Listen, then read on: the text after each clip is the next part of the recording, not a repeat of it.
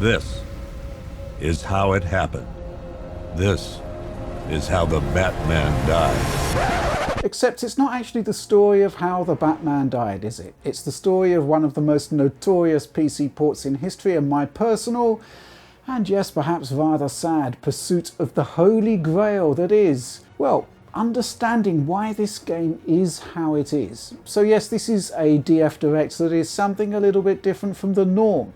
We have some new insights on Batman Arkham Knight, a PC port that launched in such a painfully bad way that it was actually withdrawn from sale. Then it came back. Improved? Yes, but still suboptimal, to put it politely. It's a weird game in that it seems to underperform in a different way every time I test it. Though recently I did power my way through to a locked 4K 60 experience, and I've got to say, the results were worth it. They were magical. It felt like a breakthrough moment. Anyway, why return to this game at all? The code hasn't been touched in years now, and so case is closed, right?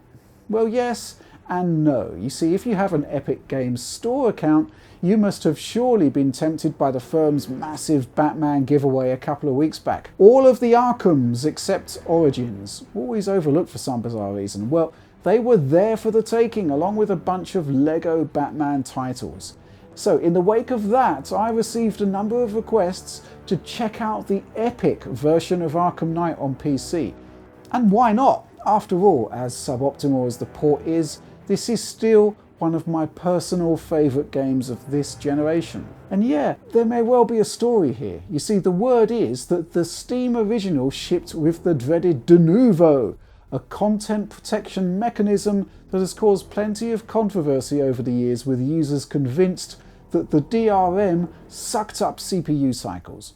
Arkham Knight on Epic seemingly doesn't have it, which made a lot of people want to know if performance is improved via its apparent removal. And in turn, this opens up a ginormous can of worms, because Arkham Knight frame rates, a bit like Link's Awakening on Switch, well, it's a technological puzzle, a performance rabbit hole you can disappear down for days on end.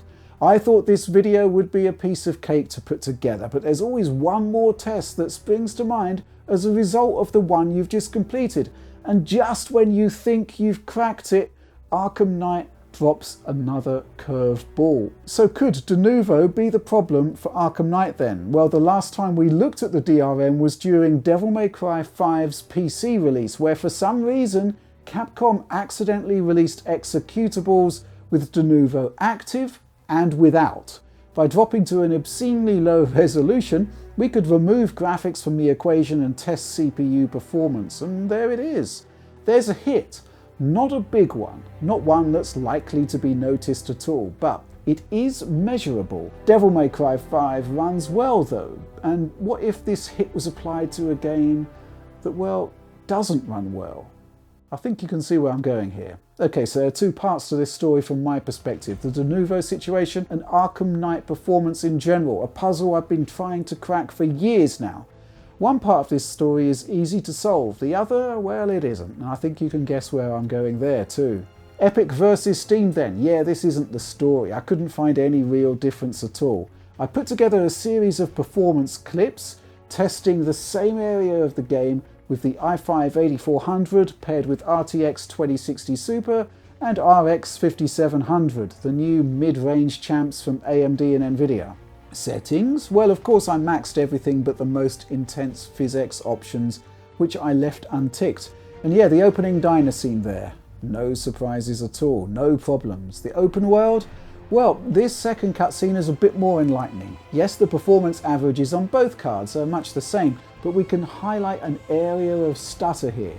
Big frame rate numbers there, but look at the frame time stutter, well above the 16.7 millisecond threshold for a locked 60 frames per second. The FPS number is boosted there owing to the tiny frame times around the area of the stutter, but yeah, you can sure feel those dips. But this is the clip you've been waiting for. Arkham Knight suffers because of what seems to be poor streaming of textures in and out of VRAM. Initially, frame times look good, performance is high, but once we hit the road, the stutter is pretty much continuous. Again, frame times are hitting around 25 milliseconds here. And this is Arkham Knight at its most stressed, and again, No evidence of any difference worth a jot between Steam and Epic versions. Are we actually CPU bound here? Or is the bottleneck somewhere else? I mean, if this isn't CPU related, we're not actually testing for the hit of DRM at all. Well, this is easy to look at. We'll swap out the i5-8400 for faster equivalents, still with the same 6 cores. 9600K adds about 500 MHz stock, and you do see a further increase to performance and a slight reduction in stutter. Running that same chip overclocked to a mighty 5 GHz, well, note how the red line there doesn't show as many stutters as the other two readouts.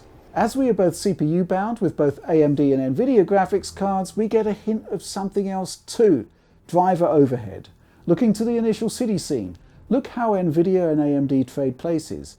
In a simpler part of the scene with less to render, when we look at the sky here, AMD is faster, but when we move into an area with more detail, it's Nvidia that takes point. Also, in the city scene where we hit that stutter point, the red and orange frame times are much more noticeable on AMD. They spike harder. It does seem context sensitive though, as a little later on you cannot really tell AMD and Nvidia apart.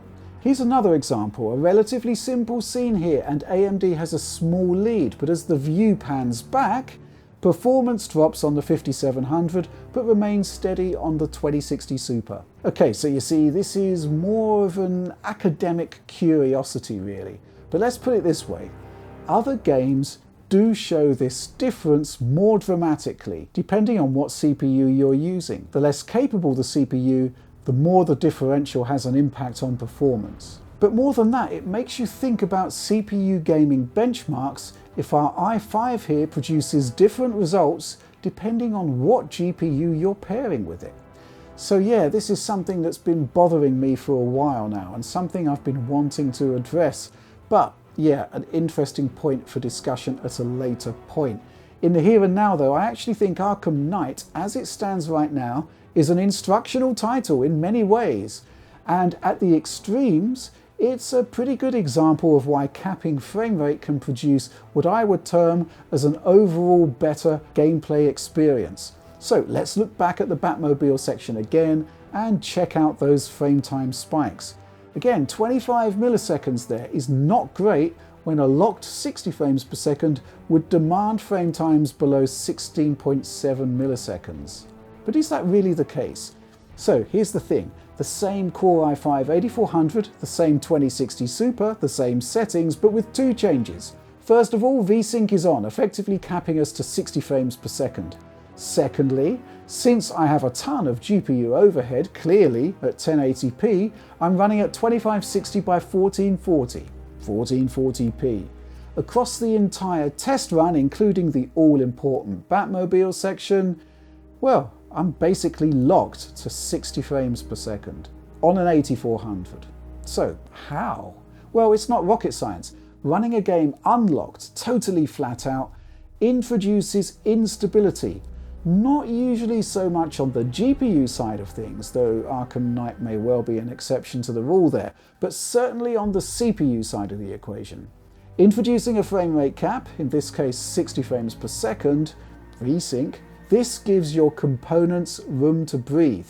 Slow and steady wins the race here, smoothing out performance and eliminating that stutter.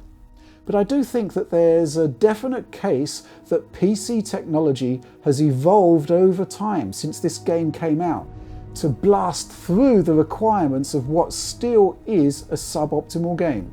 So allow me to introduce Batman Tweak, a tool by the brilliant Chaldean that identified texture streaming and VRAM management as the primary problem that this game has. What I discovered is that on the 2060 Super, none of those crucial texture management tweaks had much of an impact on performance. You can see it here as I compare my stock i5-8400 results with the same content tested on each of Batman Tweak's texture streaming presets. Now let's go back to my 8400 versus 96K versus overclock analysis. We're definitely CPU bound here, and increasing clocks is producing better performance. So my takeaway here is that whatever the VRAM issue may be, the 2060 Super overcomes it. But what about the graphics hardware of yesteryear, the cards we would have been testing back in the day? Well, 2GB GPUs were very definitely a thing back then, and as I said at the time, locking to 30 frames per second is pretty much the only way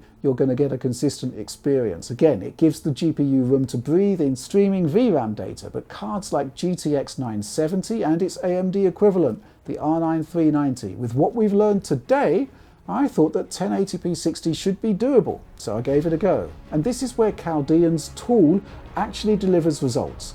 GTX 970 maxed out collapses in the Batmobile section. It still has profound issues with optimized streaming and a texture set optimized for 4GB cards, combined with what is a really aggressive double buffer VSync there, and when performance drops, it drops super hard. I mean, check that out. But I could actually get the 970 to deliver a really nice 60 frames per second experience, but it involved paring back the texture set to Chaldean's 2GB preset. I mean, it's not ideal, but it works. So could we finally have an answer for the Batman riddle here? R9 390 is a faster card. It doesn't have split VRAM pools like the 970, and rather pleasingly, AMD chose to ship it with 8 gigs of RAM, meaning I shouldn't have to worry about texture streaming issues. So let's go back to that classic AMD Hawaii design and take the Batmobile for a spin. Okay, that's it. I give up. Honestly, Arkham Knight. The job gets done on modern hardware with tons of resources, but the tech of yesteryear still presents issues. Decent Arkham Knight performance is a holy grail I've been chasing for years. But what's clear is that this game only respects two things: overhead and power. And perhaps it's just time for me to accept that. Indiana? Indiana? Let it go. Well, that's quite an uplifting note to end on, isn't it? Except it's me, I don't let things go, and well, this scene is probably more indicative if we're looking for some kind of Indiana Jones and the Last Crusade Holy Grail parallel. Think of this as the rabbit hole you fall down if you spend too long looking at Batman Arkham Knight PC performance. Or perhaps this scene, I suspect a time-lapse of me trying to get to the bottom of why this game works as it does, would look rather similar. I will end though with a bit of a clarification on the console side of things. YouTube channel NX Gamer pointed out a while ago that at some point Arkham Knight received a patch and that the game presented at a resolution of 1600 by 1080 on Xbox One X. Well, that's an interesting turnout, isn't it? And my friend and colleague Tom Morgan looked into this a while back, and not only is NX Gamer correct in his measurements, but the patch is not X specific. Batman Arkham Knight runs at 1600 by 1080 on Xbox One S too, a 20% increase to pixel count over the launch code we looked at, and well, performance seems to be largely the same. The question of when the specific patch arrived that increased the resolution isn't clear, and there is nothing in the various publicly released patch notes about it. However, the last update was on March 2016, which was way ahead of Xbox One X's initial E3 reveal later on in the year, so clearly this patch was nothing related to the enhanced console, but intriguing nonetheless. But that's it. Thank you so much for indulging my obsession with Batman Arkham Knight, and yeah, I think I've mentioned this before and indeed done a video, but if you want to see some 4K 60 action with this amazing game, RTX 2080 Ti can do it. Further proof that power helps to address this title's issues. And as it seems that Rocksteady will never add enhanced console support, it's good to see that time itself and the arrival of more powerful PC hardware can produce a great experience for what remains one of my most favourite games of this generation. So yeah, that'll do for now. Please do like and subscribe to support the work we do here at Digital Foundry. Ring the bell for instant notifications whenever a new video arrives on the channel. And of course, please do consider joining the DF Patreon to support the team more directly. And yes, digitalfoundry.net will always be there to deliver pristine quality video downloads of everything we do. But that's where I'm calling it for now. Thanks for making it all the way to the end of this one, and just generally, thanks for watching Digital Foundry.